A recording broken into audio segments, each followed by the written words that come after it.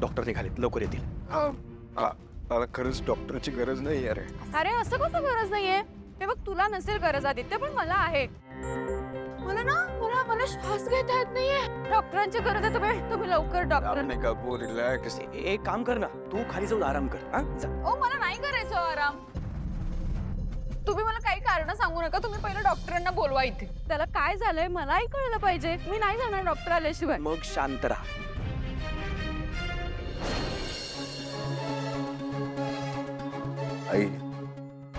आई मी okay आहे खरंच. अरे ओके काय ओके? तुला जर काही झालं असेल, कुठे लागलं असेल तर सांग आम्हाला. आणि हे एवढं धाडस करण्याची काय गरज होती तुला आदित्य? बॉम्ब घेऊन पळालास म्हणजे? तुला काही झालं असतं थोडा तरी विचार करायचास ना. मला तुझा चेहरा डोळ्यासमोर आला ग. आपण सगळे होतो तिथे. कोणाला काही झालं असतं तर म्हणून मी पळालो. आदित्य, त्या बॉम्बचा रिमोट माझ्या हातात होता आणि तो बॉम्ब तुझ्या हातात. चुकून एका क्षणाला त्या रिमोटचं बटन दाबलं गेलं असतं आणि आईल्या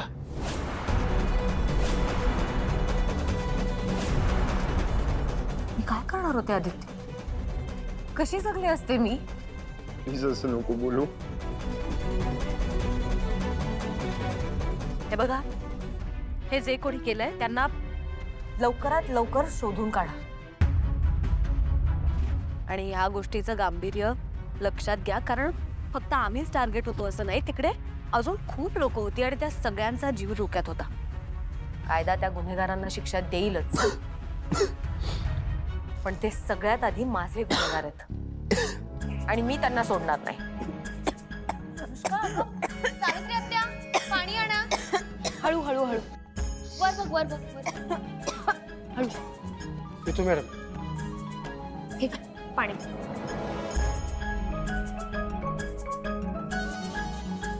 अनुष्का, अगं सावर स्वतःला आणि ह्या अशा गोष्टींची सवय करून घे, कारण किर्लोस्करांच्या सुना या असल्या गोष्टींना घाबरत नाही.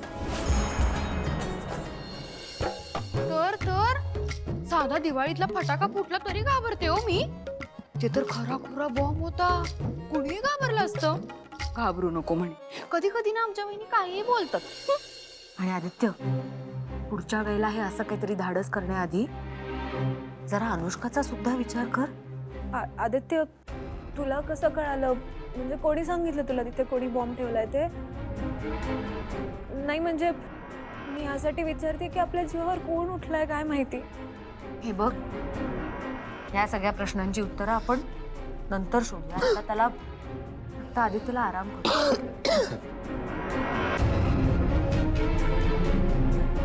मला एक कळत नाहीये की तू तो बॉम्ब घेऊन पळालास आणि तेव्हा पारू सुद्धा नव्हती स्टेजवर. तिला पण हे सगळं माहिती होतं का?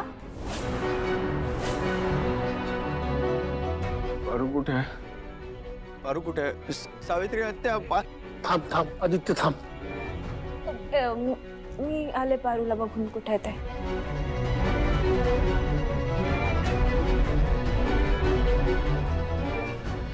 तुला कुठेही कुठलंही बटन जरी दिसलं ना तरी ते दाबायचं नाही. नाही म्हणजे चुकून जरी दाबलंस ना तू ते बटन तर सर्वनाश होईल. एक बूम. अनुष्का मॅडम, तुम्ही जर का माझ्या परिवाराला संपवणार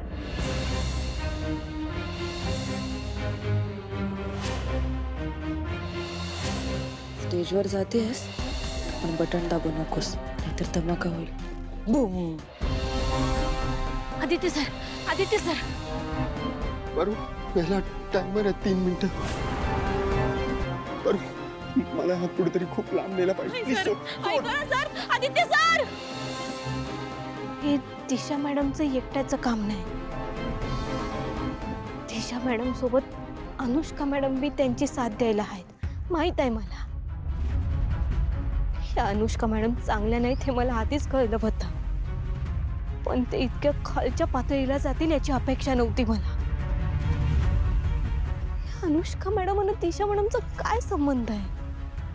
ते एकत्र कशा काय गणितच कळना झालंय.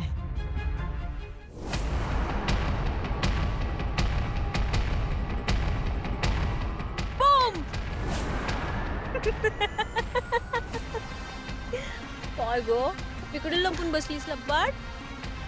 काय झालं पारू, घाबरली आहेस का? बॉम्बला घाबरलीस? घाबरलीस ना? हा वाव. हे असे डोळे मोठे करून मी तुझ्या डोळ्यांमध्ये नाही सामावणार आहे ना. मी तुझ्या डोळ्यांना घाबरणार आहे. तुझ्यासारख्यांचं आयुष्य मी एका मिनिटात बर्बाद केलंय. आणि हो, तू आणि अहिल्या त्याचं काहीच बिघडू शकणार नाही. हा अनुष्का मॅडम, वा, मानलं पाहिजे तुम्हाला. तुमच्यातला हा आत्मविश्वास एक नंबर आहे. आणि एक गोष्ट ध्यानात ठेवा, या आत्मविश्वासानं भले भले केले. कसं असतंय ना, कित्येक वेळा आपण समोरच्याला कमजोर समजतो आणि एकतर्फी खेळ खेळतो. तिथंच तर चुकतं ना तुमच्यासारख्या माणसांचं. तुम्हाला वाटलं असेल की कोण आहे आपल्या समोर, ही परकर पोलक्यातली गावाकडची पोरगी जिचा बाप इकडं डायव्हरकीचं काम करतो, जिला धड बोलता बी येत नाही, जी या घरात फक्त मोलकरणीचं काम करते. पण तुम्ही विसरलात अनुष्का मॅडम, ही फक्त मोलकरीण नाही, ही पार्वती मारुती सेमसे आहे. चांगल्याला चांगली, वाईटाला वाईट, दगडाला दगड आणि मातीला माती. अनुष्का मॅडम, तुम्ही पिरमानं मागितलं ना तर जीव बी देईन मी. पण तुम्ही अशी फालतूगिरी केली, खोटारडेपणा केलात, चालाकी केलीत ना तर ही पार्वती मारुती सेमसे तिच्या बाला सुद्धा ऐकणार नाही. तुम्हाला काय वाटलं, तुम्ही इकडे याल, माझ्या किर्लोस्कर कुटुंबाच्या जीवावर उठाल आणि मी गप्प बघत बसेन? अजिबात नाही. खरं तर जेव्हा दिशा मॅडम या घरातनं गेल्या आणि तुम्ही आलात ना, तेव्हाच मी वळखायला पाहिजे होतं तुम्हाला. आजपर्यंत तुम्ही रडीचा डाव जिंकलात आणि खेळलात बी, पण आता गप गुमान मागं व्हायचं. आता बारी आहे या पारूची. एवढी हिंमत? अनुष्का मॅडम, तुम्ही अजून माझी हिंमत बघितलीच कुठं? बघाल बघाल, मला खात्री आहे एक दिवस नक्की बघाल. जाऊ द्या, मी ना सरळ मुद्द्यावर येते. मला खरं खरं सांगा, दिशा मॅडम आणि तुमचा काय संबंध आहे?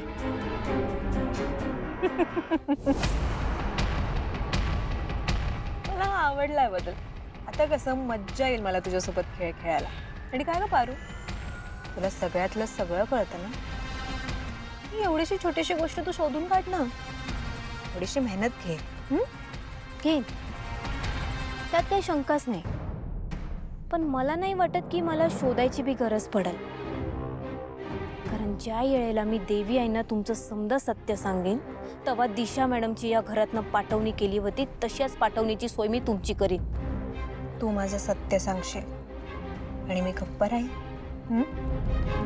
अशी देवी आई आहे ना, देवी आई माझ्यावरती अंधळ प्रेम करते, डोळे झाकून माझ्यावर विश्वास ठेवते. आणि मग जेव्हा तू माझं सत्य सांगायला जाशील, तेव्हा मला नाही वाटत ती तुझ्यावर विश्वास ठेवेल. नाही, पण तुला टेस्ट करायचं असेल तर टेस्ट करू शकतेस. ट्राय करायला काय हरकत आहे ना? जा जा, जाऊन सांग तुझ्या देवी आईला. काय सांगणार? दिशा आणि अनुष्का मिळून तुमचं साम्राज्य उद्ध्वस्त करणार. पण एक गोष्ट लक्षात ठेवायची, तू माझं काहीही बिघडू शकत नाहीस, कारण तुझ्या गळ्यात हे मंगळसूत्र आहे. एकदा सांगितलेलं डोक्यात शिरत नाही का तुमच्या? तुम्हाला 10 वेळा सांगितलं ना मी, माझ्या मंगळसूत्राला हात लावायचा नाही. मी हाय गावाकडची, पण नाश्त्याला तुमच्यासारख्या 10 पोरी खाईन मी. अनुष्का मॅडम, आणि अजून एक गोष्ट ध्यानात ठेवा, माझ्या परकर पोलक्यावर अजिबात जायचं नाही. हा, माझ्या मनगटातली ताकद बघा. भाजी भाकरी आणि चटणी भाकर खाल्लेली आहे मी, समजलं? पुन्हा जर का माझ्या मंगळसूत्राला हात लावलात ना तर बघा, मंगळसूत्राची भीती परत दाखवायची नाही मला. सोड गा, सोड. अनुष्का मॅडम, तुम्ही लय चुकीचं वागलात.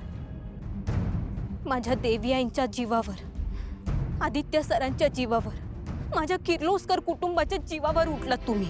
इतकंच नाही तर हजारो लोकांच्या जीवावर उठलात तुम्ही. पण आता नाही, आता मी गप्प बसणार नाही. मी उद्याच्या उद्या जाऊन देवी आहे ना तुमचं समद सत्य सांगणार आहे आणि यो विषय कायमचा मिटवणार आहे. जा जाऊन सांग. पण त्यानंतर तुझ्यासोबत काय होईल ह्याचाही विचार करून ठेव. त्याचा विचार केलाय मी आधीच. आता आत ह्या पार घरावर मी तुळशी पत्र ठेवलंय असं समजा.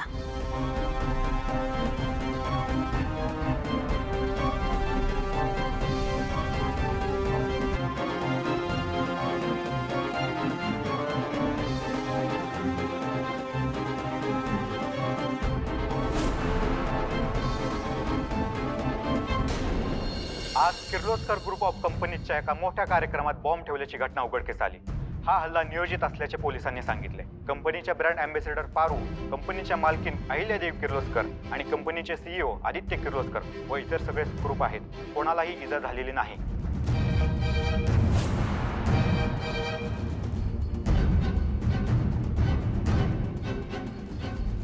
अहिल्या, आज वाचलीस तू, पण एव्हरी टाइम नाही वाचणार. आज तुझं लक होतं म्हणून, नाहीतर संपूर्ण किर्लोस्कर फॅमिलीच्या श्रद्धांजलीची बातमी मला बघायला मिळाली असती. असो, या गेम मध्ये खूप मज्जा येते मला. असं पण सगळ्यांना एकत्र मारण्यात काही मजा नाहीये. या किर्लोस्कर फॅमिलीच्या एका एका मेंबरला तडपून तडपून मारण्यात मजा आहे. तुला सांगितलं होतं मी आत्ता काहीही करू नकोस म्हणून. पण तू म्हणजे तूच आहेस. तू का कोणाचं ऐकत नाहीस दिशा? तुला माहिती नाही तुझ्यामुळे किती प्रॉब्लेम्स क्रिएट झालेत ते.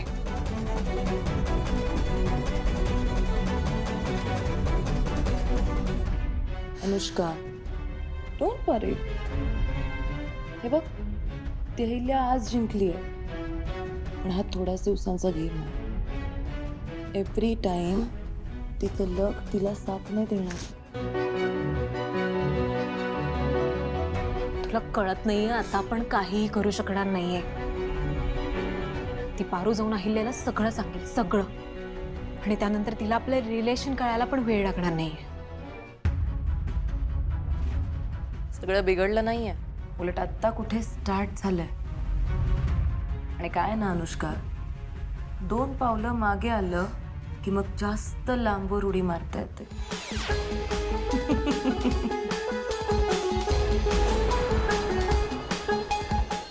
बा हा बा, जेवण वाढले, जेवून घे. भूक लागली तशी, परत घनी नाही तरी एकट्यानं जेवण जाईल कसं? अरे हरी सर, या नाही बसा. पारू, ह्यांचं बी जेवणाचं ताट वाढ बरं. नाही नाही नको, माझं जेवण झालंय. मी फक्त पारूला भेटायला आलोय. बर बर. मारुती मामा, पारूना माझं काहीच ऐकत नाहीये. आता तुम्हीच काय ते समजवा तिला. ऐकत नाही म्हणजे काय झालंय काय? आता मी तिला सांगितलं होतं की हे शूटिंग, मॉडेलिंग हे सगळं नको. आता मला सांगा, त्या बॉम्ब स्फोटमध्ये हिला काही झालं असतं तर माझं काय झालं असतं? पारू, म्हणजे हरीश सरांनी तुला तिथे जाऊ नको असं सांगितलं होतं का? मग का गेलीस तू? अगं हरीश सर तुझ्या भल्याचंच सांगतायत ना. हे बघ पारू, तुझं काम थांबावं किंवा तू प्रगती करू नये ह्या मताचा मी नाहीच आहे. तुझ्यावर हल्ला झाल्यापासून ना मला तुला गमावण्याची भीती वाटायला लागली. मला ना तुला कुठेच जाऊ द्यायचं नाहीये. तू खूप महत्वाची आहेस माझ्यासाठी. हे बघ पारू, आतापर्यंत जे काय झालं ते झालं. ह्याच्या पुढं हरीश सर तुला जे सांगतील ना तसंच तुला वागावं लागेल बस.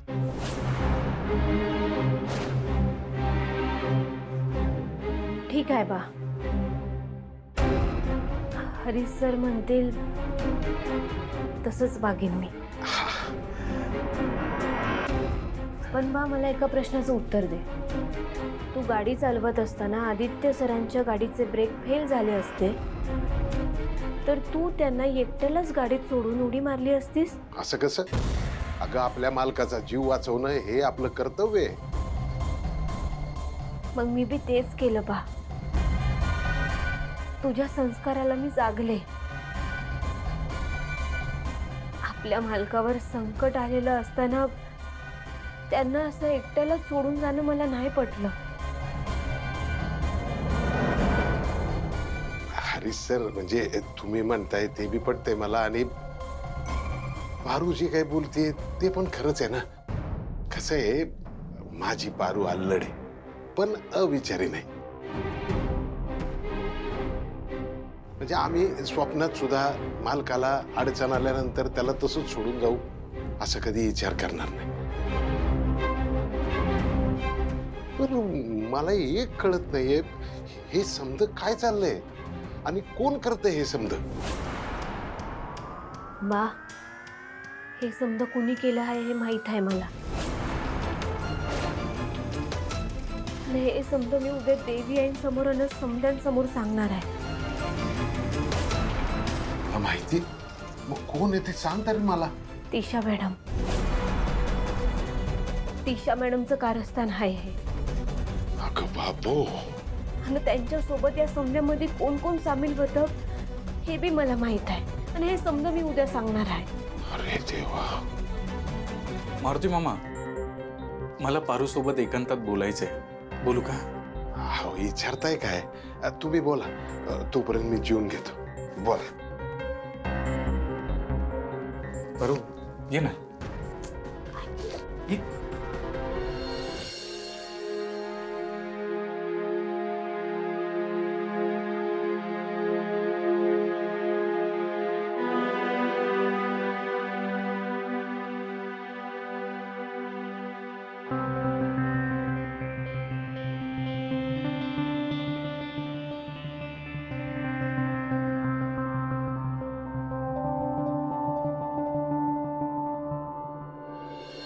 मला आज आई पहिल्यांदा भीतीची जाणीव झाली ग.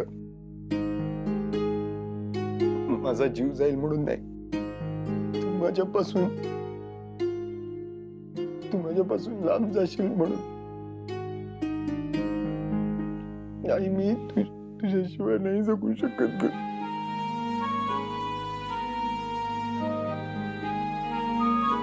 आदित्य, अरे तू अजून जागाच काय करतोस तू इथे? आई क्षणभरासाठी असं मला वाटलं की मी तुला गमावलं. अरे वेडायस का?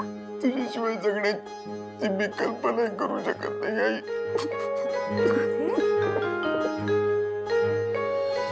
प्रीतम ऐका ना, मी काय म्हणते आपण आईशी उद्या सकाळी बोलूया का?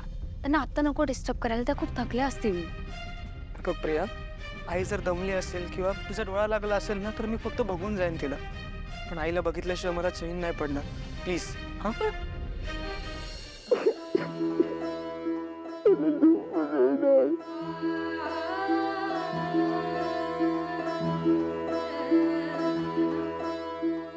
बघितलंस, मी बोललो होतो ना आईशी बोलल्याशिवाय दादाला पण झोप नाही येणार. तू पण काळजी करत बसला होतास? नाही वाटायला पाहिजे का मग?